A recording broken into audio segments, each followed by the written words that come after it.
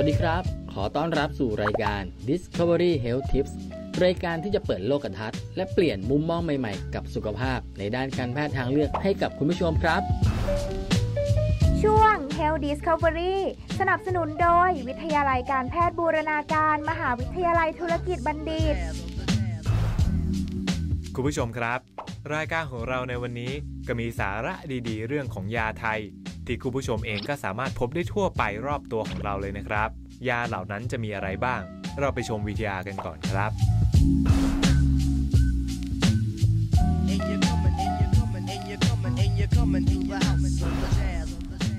อย่างที่เราได้ทราบกันดีนะครับว่าการรักษาแบบการแพทย์แผนไทยนอกจากหัตถการต่างๆแล้วการใช้ยาก็เป็นอีกสิ่งสำคัญต่อการรักษานะครับในวันนี้แขกรับเชิญของเราก็จะมาเล่าถึงสรรพคุณของยาไทยหลากหลายชนิดที่เราสามารถพบกันได้ทั่วไปอย่างผักกระสังตะไคร้บัวและโหระพาเป็นต้นนะครับซึ่งพืชเหล่านี้สามารถที่จะนำมาทำเป็นยาได้หลากหลายรูปแบบและรักษาได้หลายอาการเลยทีเดียวครับเรื่องราวน่าสนใจแบบนี้คุณผู้ชมห้ามพลาดรายการของเราวันนี้เลยนะครับและเช่นเคยก่อนที่เราจะไปชมเรื่องของยาไทยตอนนี้เราไปชมเมนูอาหารเพื่อสุขภาพอร่อยๆกันก่อนในช่วง Healthy Wealthy ครับ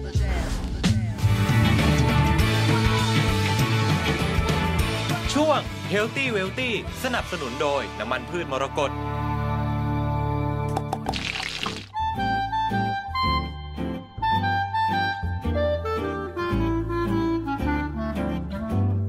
Eat and Sleep นะคะก็คือร้านคาเฟ่แล้วก็รีสอร์ทสไตล์โฮมเมดค่ะโดยที่เราจะตกแต่งร้านให้ลูกค้าได้ความรู้สึกเหมือนกับอยู่ที่บ้านรู้สึกอบอุ่นสบายๆเป็นกันเองเราดูแลลูกค้าเหมือนกับดูแลคนในครอบครัวค่ะค่ะเมนูของทางร้านเรานะคะก็จะเป็นเมนูเพื่อสุขภาพเหมาะสำหรับผู้ที่ควบคุมน้ำหนักแล้วก็ผู้ที่รักสุขภาพทั่วไปค่ะทางร้านนะคะก็มีเบเกอรี่สไตล์โฮมเมดนะคะเป็นสูตรน้ำตาลน้อยทำสดใหม่ทุกวันค่ะทางร้านเรามีกาแฟอาราบิก้าแท้แบบออร์แกนิกค่ะและที่สำคัญนะคะทุกๆ1แก้วยังได้ร่วมทำบุญให้กับเด็กด้อยโอกาสที่จังหวัดลำปางค่ะ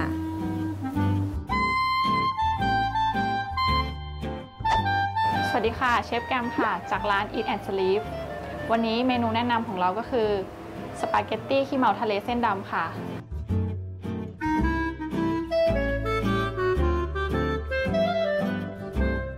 ตั้งกระทะให้ร้อนนะคะแล้วก็ใส่พริกสับกับกระเทียมลงไปพร้อมกันเลยให้ใช้ไฟอ่อนนะคะอย่าให้กระเทียมหรือพริกไหม้นะจากนั้นก็ใส่ใบโหระพาลงไปพร้อมกันเลยนะคะเพื่อให้โหระพาเนี่ยมันมีส่งกลิ่นออกมาให้มากที่สุดค่ะพยายามผัดและปรุงตรงนี้ให้เสร็จเลยนะคะเพราะว่าเราใส่ซีฟู้ดไปเราจะพยายามไม่คนให้มากนะคะเพราะว่าเดี๋ยวซีฟู้ดมันจะเนื้อมันจะเละหรือจะมีปัญหาได้ค่ะต่อไปก็ใส่ซีฟู้ดลงไปได้เลยนะคะแล้วก็รอให้ซีฟู้ดมันค่อยๆสุกจุดเด่นของเมนูสปาเกตตี้ขี้เมาทะเลเส้นดำของเรานะคะจะอยู่ตรงที่รสชาติจัดจ้านแล้วก็ซีฟู้ดของเราจะเลือกแต่วัตถุดิบที่ค่อนข้างสดเส้นสปาเกตตี้ก็จะเป็นสปาเกตตี้เส้นดำจากหมึกทำให้มันมีรสชาติที่ลงตัวเป็นซีฟู้ดที่แบบเต็มตัวเลยค่ะ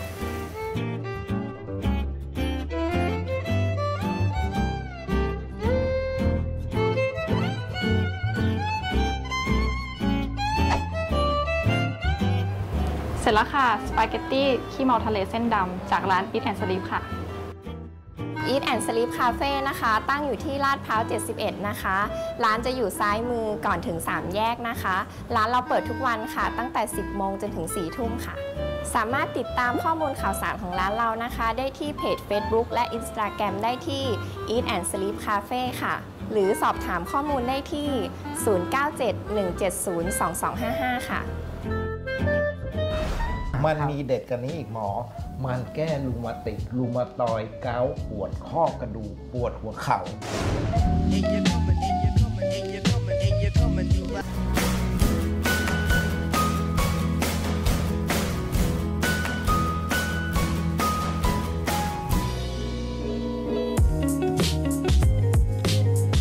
ช่วง Health Talk สนับสนุนโดยไทออนไบโอเทค ช่วง Health Talk วันนี้เราก็อยู่กับอาจารย์คมสันธินกร ณ อยุธยาหรือคุณหมอหนึ่งและคุณหมอต้อมผู้ช่วยแพทย์ทั้งสองท่านนี้จะมีความรู้อะไรมาฝากไปชมกันเลยครับ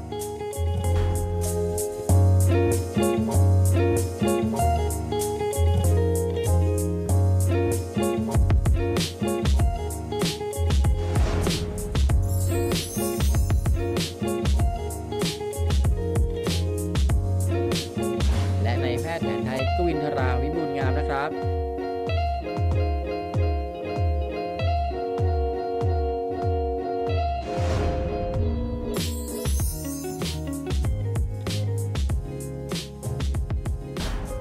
สวัสดีครับวันนี้พบกับหมอแผนไทยเนาะครับวันนี้ต้องติดตามเลยครับเราจะพูดสิ่งที่ธรรมดาสามัญมาก5อย่างแต่มันมีประโยชน์มากจนเหลือเชื่อเป็น100ประการอย่างอันที่1เราจะพูดเรื่องผักกระสังครับอันที่2มีทุกครัวเรือนตะไคร้อันที่3พูดเรื่องใบโหระพาอันที่4พูดเรื่องดอกบัวครับและอันที่5จะพูดเรื่องผักเสี้ยนไม่รู้เวลาจะพอไหมไม่พอก็ต่อมันไปเรื่อยๆในครั้งต่อๆไปแล้วกันสำหรับตอนที่1เราจะพูดเรื่องผักกระสังก่อนไม่รู้จักแล้วครับ อาจารย์คมสันรู้จักดีครับเพราะว่าผักกระสังมันเป็นวัชพืชที่มันไร้ค่ามากเลยเพราะว่าไอ้ผักกระสังเนี่ยมันชอบขึ้นในที่ชื้นแฉะครับแล้วมันชอบขึ้นแซมกับหญ้าที่ปลูกเราก็จะถอนเห็นว่าเป็นวัชพืชใช่ไหมถอนหมดมันไปแย่งเดี๋ยวหญ้าฉันไม่สวยถอนมันทิ้งหมดเดี๋ยวต้นไม้ฉันไม่โตนะถอนทิ้งหมดไอ้ที่ถอนทิ้งนะมันยาล้วนๆจริงไหมหมอครับเหตุที่เราถอนทิ้งเพราะเราไม่รู้ว่ามันมีค่ามหาศาลขนาดไหนครับผักกระสังเป็นผักรสเย็นมันจะฉ่ำน้ำต้นมันจะอุบอวบใช่ไหมหมออย่างรูปที่ท่านผู้ชมเห็นอยู่ในทีวีตอนเนี้ยมันจะอุบอวบเราเรียกเป็นผักอวบน้ำเมื่อมันอวบน้ำมันลดร้อนลดเย็นหมอมันลดเย็นครับผมมันเป็นผักลดเย็นครับที่ทุกคนเห็นว่ามันเป็นวัชพืชครับแต่ประโยชน์และคุณค่านั้นมันมหาศาลนักขนาดที่คนแม่ฮ่องสอนเขาก็มีผักกระสังอยู่เพราะผักกระสังเนี่ยมันเป็นคนไทยบอกมันเป็นวัชพืชที่มันขึ้นทั้งประเทศเลยอยู่ภาคไหนมีผักกระสังหมดเนี่ยนะแต่คนแม่ฮ่องสอนเขาเรียกว่าผักอะไรหมอผักราชวงศ์ครับผักราชวงศ์ครับชื่อสูงส่งขนาดนั้นแสดงว่ามีคุณค่ามหาศาลเกรียงไกรนักเขาถึงตั้งชื่อผักชนิดนี้ขนาดนั้นเลยแต่ปรากฏว่าคนทั้งประเทศถอนมันทิ้งครับเพราะว่าอะไรเพราะไม่รู้ว่าไอ้ผักชนิดนี้มันมีประโยชน์มากมายมหาศาลขนาดไหนมันแก้อะไรได้บ้างหมอใช้แก้ไข้ครับผมแก้พอมันเย็นนี่มันแก้ไข้ได้แก้อะไรอีกแก้ปวดหัวครับมันแก้ปวดหัวจากความร้อนได้มันแก้อะไรอีกร้อนในกระหายน้ำได้ไหมได้ครับผมร้อนในกระหายน้ำก็ได้อีกแต่วิธีใช้ของเขาจะเอามาทำอะไรหมอเอามาต้มครับเราก็ไปเด็ดไอ้วัชที่เราบอกเป็นวัชพืชมาสัก 2-3 ขยุ่มเนี่ยตั้งน้ำให้เดือดเสร็จแล้วก็ใส่ผักกระสังไปสัก 2-3 ขยุ่มเนี่ยเสร็จแล้วก็รอเดือดสัก10 นาทีปิดไฟกรองกินน้ำช่วยได้เลยปวดหัวตัวร้อนเป็นไข้เพราะผักกระสังมันเป็นผักเย็นช่วยลดไข้เห็นไหมว่าแต่คุณสมบัติที่เด็ดที่สุดของเขามันคืออะไรหมอเลือดออกตามลายฟันนั่นยังไม่เด็ดเข้ามันมีเด็ดกันนี้อีกหมอมันแก้รูมาติดรูมาตอยเกาปวดข้อกระดูกปวดหัวเข่าอันนี้เป็นกันเยอะไหมเป็นกันเยอะครับเป็นกันเยอะมากเพราะว่ามันเป็นผักรสเย็นใช่ไหมใช่ครับเพราะฉะนั้นไอ้ผักกระสังเนี่ยจิบน้ำกระสังบ่อยๆมันช่วยลดอาการเราเรียกลมอะไรนะตรงหัวเข่าลมจับโปงลมจับโปงแห้งหรือน้ำถ้าเป็นแห้งเนี่ยจะดีกว่าครับแล้วเราจะรู้ได้ไงมันเป็นแห้งหมอบอกท่านผู้ชมไปเลยครับคือถ้าอาการจับโปงแห้งเนี่ยครับมันจะเวลาจับดูครับมันจะคอนแคลนใช่ครับมันมีลมอั้นอยู่ครับผมมันก๊อบแก๊บก๊อบแก๊บก๊อบแก๊บนะเราเรียกจับโปงแห้งเนาะครับแล้วอาการปวดตามข้อนี่ก็กินดีครับผักกระสังเห็นไหมแค่นี้มันกระดูกพรุนช่วยได้ไหมช่วยได้ครับกระดูกพรุนยังช่วยได้ตกลงมันจะเป็นวัชพืชอีกไหมเนี่ยมันไม่ได้เป็นแล้วใช่ไหมหมอไปเพราะเรามีเวลาน้อยไปอันที่2ครับเราจะพูดเรื่องอะไรดีหมอโหระพาดีไหมครับ เอาโหระพาโหระพาหมอเคยปลูกโหระพาไหมเคยครับแต่ก่อนจะจำศัพท์กับกะเพราบ่อยๆครับแต่กลิ่นมันเหมือนกันไหมกลิ่นมันจะแตกต่างตรงที่ว่าโหระพามันจะหอมออกฉุนๆกว่าแล้วกะเพราอ่ะกะเพราจริงๆมันจะเป็นหอมออกร้อนนะครับเห็นไหมคือมันหอมต่างกันถ้ากระเพรามันจะหอมร้อนๆครับแต่ถ้าเผื่อว่าโหระพามันจะหอมนุ่มนวลกว่านะคือมันฉุนก็จริงแต่มันนุ่มนวลกว่าใช่ไหมโหระพาแล้วโหระพามันปลูกง่ายมากเลยอย่างที่ห้องครัวบ้านอาจารย์คมสันเนี่ยถ้าเผื่อมีขึ้นรูปได้เดี๋ยวจะขึ้นให้ดูเลยที่ห้องครัวของอาจารย์คมสันเนี่ยนะอาจารย์วันนั้นแกงเขียวหวานครับเธอกินด้วยถูกไหมด้วยเสร็จแกงเขียวหวานใช้ใบโหระพาหรือใบกะเพราใช้โหระพาใช้โหระพาครับพอเสร็จปั๊บอาจารย์ริบใบเอามาแกงเสร็จปั๊บอาจารย์ก็ตัดก้านช็อปเอามาปักลงดินใส่เป็นกระถางแขวนแล้วแขวนไว้เชื่อไหมไม่ถึง2 อาทิตย์มันเต็มกระถางครับมันปลูกง่ายมากที่สุดในโลกโหระพาเนี่ยแนะนำอย่างนี้เลยครับว่าถ้าเผื่อใครอยู่คอนโดใครอยู่อพาร์ตเมนต์แต่พอทำครัวได้แต่ไม่มีที่ดินจะปลูกไปซื้อกระถางแขวนมาครับแล้วไปซื้อโหระพามากำครับไปซื้อใบกะเพรามากำหนึ่งครับเอาไปแกงไปผัดว่าไปแล้วก็ตัดชั่วตัดยอดออกเหลือตะกร้าใช่ไหมติดใบซะหน่อยแล้วก็ปากสักพักเดียวเนี่ยมันขึ้นเป็นไม้ประดับได้เลยนะสวยอีกต่างหากก็ไปตัดยอดออกมาทำกับข้าวเดี๋ยวโตใหม่ไหมโตใหม่ครับโตใหม่แต่เชื่อไหมว่าโหระพาเนี่ยคนไทยแต่โบราณเขาไม่ได้เอามาแกงอย่างเดียวเพราะว่าเขารู้คุณสมบัติของโหระพาว่าประกอบไปด้วยอะไรบ้างอันจะกล่าวต่อไปหลังจากพักสักครู่ครับผ่านกันไปอีก1 ช่วงแล้วนะครับกับเรื่องราวของยาไทยเดี๋ยวช่วงหน้ากลับมาพูดคุยกันต่อใน Discovery Health Tips ครับ Healthy Insight โดยวิทยาลัยการแพทย์บูรณาการ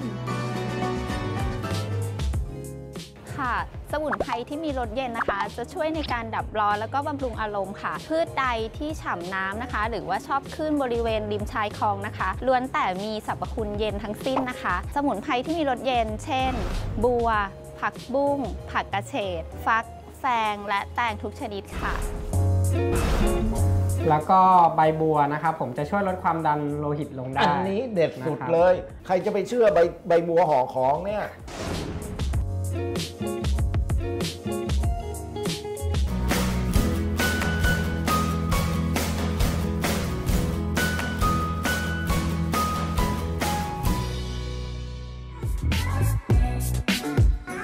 ช่วง Health Tips สนับสนุนโดยผลิตภัณฑ์มรกต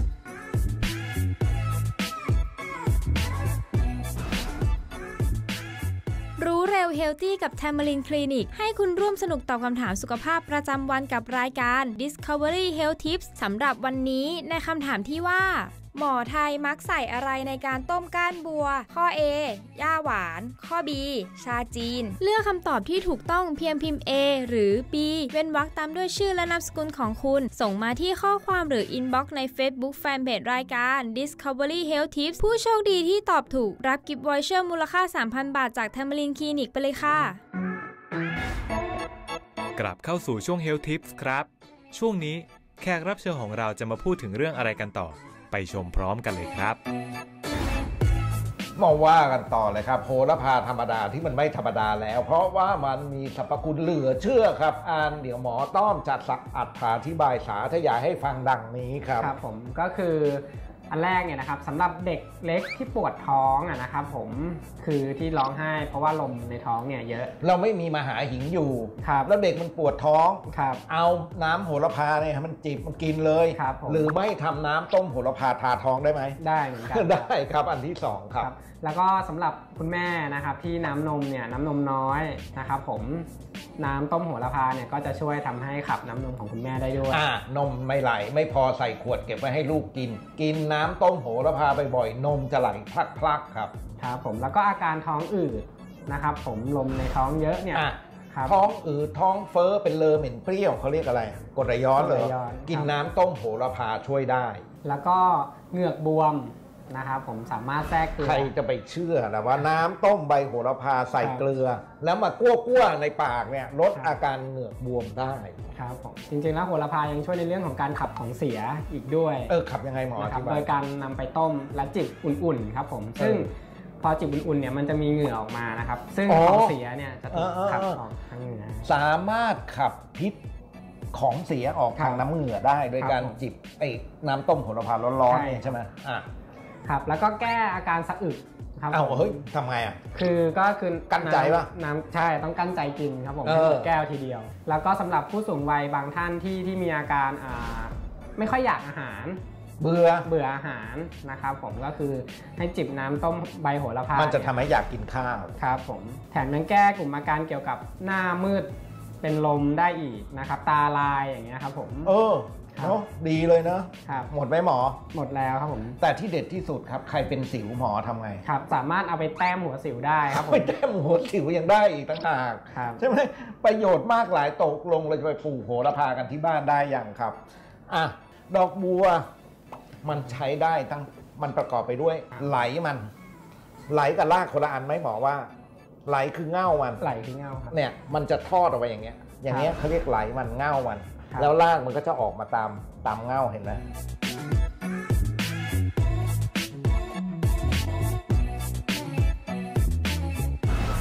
ใช้ได้ตั้งแต่รากบัวเง่าบัวขึ้นมาจากเง่าเป็นอะไรก้านบัว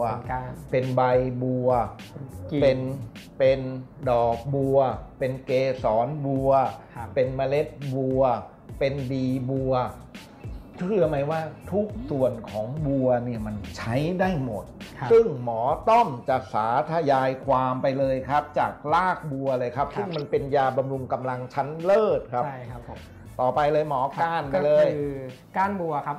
ก้านบัวเนี่ยจะช่วยลดภาวะการเกี่ยวกับท้องเสียนะครับเนื่องจากว่ามันมีรสฝาดก้านบัวเนี่ยเวลาเอามาต้มเนี่ยนะให้แทรกด้วยใบชาจีนไม่ต้องไปซื้อชาเขียวเนี่ยชาจีนในกล่องละ20-25 บาทเนี่ยผสมไปกับก้านบัวต้มเนี่ยมันหยุดอาการท้องร่วงท้องเสียได้ครับผมแล้วก็ใบบัวนะครับผมจะช่วยลดความดันโลหิตลงได้อันนี้เด็ดสุดเลยใครจะไปเชื่อใบบัวห่อของเนี่ยวิธีการเราทำอย่างนี้เอาใบบัวมาใช่ไหมครับซอยเสร็จแล้วเดินไปที่ต้นมะม่วงไปหาอะไรหมอไปหากาฝากมะม่วงกาฝากมะม่วงรู้จักต้นกาฝากไหมแต่กาฝากมันขึ้นกับต้นไม้อื่นไม่ได้ต้องขึ้นมันต้นมะม่วงเท่านั้นนะไปล็อกเอากาฝากมาครับผสมกับใบบัวเนี่ยครับช่วยลดอาการความดันโลหิตสูงได้ครับมีอะไรต่อไปก็จะเป็นกลีบดอกบัวครับผมซึ่งแก้อาการกลีบมันเนาะใช่ครับผมแก้อาการช้ำในได้ต่อไปก็จะเป็นเกสรบัวครับก็คือจะช่วยบำรุงหัวใจเราเนี่ยครับเห็นไหมทำให้จิตใจแจ่มใสนอนหลับสบาย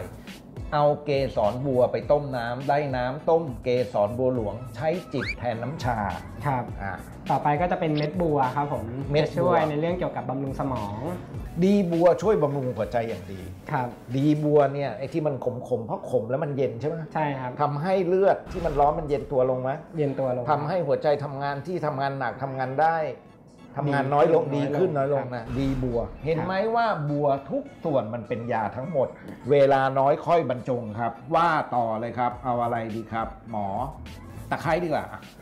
เรามาว่ากันเลยรากตะไคร้นี่ไม่ใช่ใช้ได้ทั้งรากทั้งเง่าครับรากกับเง่าตะไคร้สรรพคุณมีอะไรครับรากเนี่ยนะครับจะช่วยในเรื่องเกี่ยวกับปวดท้องมวนท้องนะครับผมมันก็จะช่วยในส่วนช่วยลดอาการปวดท้องมวนท้องครับไอ้เง่าเนี่ยนะครับเง่าเนี่ยส่วนใหญ่จะเน้นไปทางขับปัสสาวะครับผมขับปัสสาวะเพราะฉะนั้นถ้าเผื่อปัสสาวะกับปิดกระปอยปัสสาวะขัดใช้เง่าก็ได้เง่าบวกรากเนาะมาต้มน้ำกินนะแล้วเวลาต้มกินเนี่ยเอาไปใส่ชาจีนสักหน่อยนะมันจะยิ่งดียิ่งขึ้นครับแล้วใบตะไคร้มันช่วยอะไรครับใบตะไคร้เนี่ยก็จะช่วยลดความดันเหมือนกันครับผมสามารถนำไปผสมกับกาฝากมะม่วงเหมือนกัน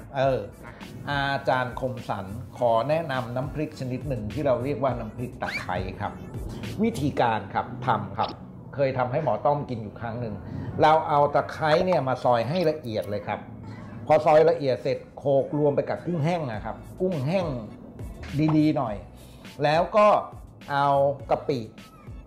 ไปห่อใบตองไปปิ้งไฟ แล้วมาผสมเข้าไปพริกขี้หนูสวนกระเทียมกลีบเล็กโขลกทุกอย่างให้มันนัวเข้ากันแต่งรสด้วยน้ำปลาน้ำตาลเราจะได้น้ำพริกตะไคร้มาใช่ไหมครับเอาน้ำมันใส่กระทะครับเสร็จแล้วก็เอาไอ้น้ำพริกที่เราตำไว้ลงไปผัดจนหอมแล้วก็เอาหมูลงไปเลยครับผัดเลยครับให้เข้ากันเราจะได้น้ำพริกผัดหมูตะไคร้อร่อยสุดยอดทำเก็บใส่ท็อปเปอร์แวร์ได้5 วัน 7 วันไม่มีเสียกินกับข้าวสวยอร่อยสุดยอดวันนี้เวลาหมดเวลาแล้วสำหรับหมอไทยครับสำหรับวันนี้สวัสดีครับเอาล่ะครับเราก็ได้ทราบถึงสรรพคุณของพืชหลายชนิดที่นำมาใช้เป็นยาไทยกันไปเรียบร้อยแล้วคุณผู้ชมก็สามารถนำวิธีเหล่านี้ไปทดลองใช้กันได้นะครับสำหรับวันนี้ต้องขอบคุณอาจารย์คมสันธินกร ณ อยุธยาและคุณหมอต้อมที่มาเป็นแพทย์ผู้เชี่ยวชาญให้ความรู้ดีๆกับเราในวันนี้ครับ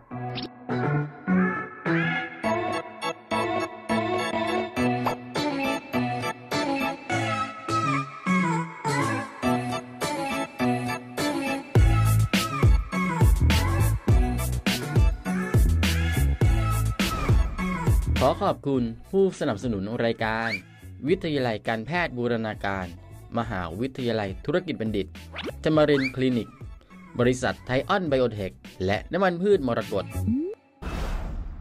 กลับมาเปิดโลกทัศน์และเปลี่ยนมุมมองใหม่ๆกับสุขภาพในด้านการแพทย์ทางเลือกกับรายการ Discovery Health Tips ทุกวันจันทร์ถึงศุกร์ทางช่อง MCOT Family สำหรับวันนี้สวัสดีครับ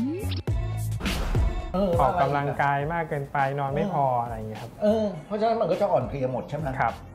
แต่ในการแพทย์แผนไทยเขาละเอียดครับเขาแบ่งอาการอ่อนเพลียเป็นถึง4อาการ